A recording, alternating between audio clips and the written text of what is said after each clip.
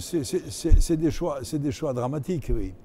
Mais les 20 dernières années, moi je dirais sur européen, comme ça, les films qui me restent profondément, qui me touchent profondément, il y a Amalcord, par exemple, de Fellini.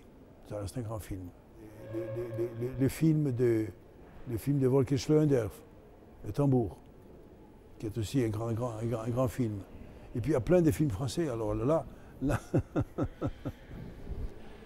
Mais je dirais Marienbad par contre, parce que c'est un film d'une qualité et d'une conception tout à fait en dehors du cinéma.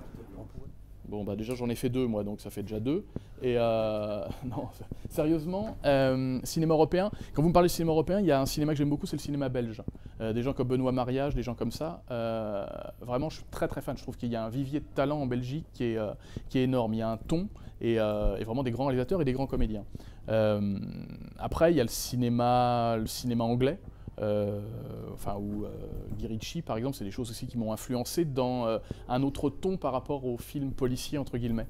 C'est-à-dire une espèce de distance comme ça qu'il n'y avait pas forcément avant. Je trouve qu'il a amené un ton avec Arnhem Crime et Botanique, tout ça ses premiers films. Trainspotting, des films comme ça qui vraiment amènent un autre système de narration et un ton assez nouveau. Et je sais pas, en troisième on va dire des films français, 2 films sans lesquels peut-être je ne serais pas là, c'est-à-dire 36, le film de Marshall, parce qu'il relance vraiment le film policier, et Ne le dit à personne, le film de Canet, voilà, qui ouvre la porte à Monsieur Tout-le-Monde qui court, enfin qui remet ça au goût du jour. Et je crois que je leur dois beaucoup, parce que si mon film peut exister, je dirais économiquement, c'est-à-dire pouvoir trouver les moyens de le faire, c'est grâce à ces cinéastes qui ouvrent la porte à ça, quoi. Donc voilà, ça fait donc 3 films européens, mais 4 réalisateurs. Qui nous ont plu, ou être représentatifs, je sais pas. Vas-y, disons-le. Moi je dirais Pusher 2 de Nicolas Winding Refn.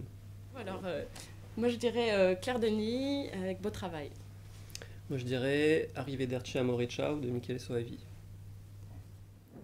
J'ai revu l'autre soir Les Nuits de Cabiria de Fellini. Des films plus particulièrement, non, Family Life de quelqu'un d'autre, ou le film, très beau film,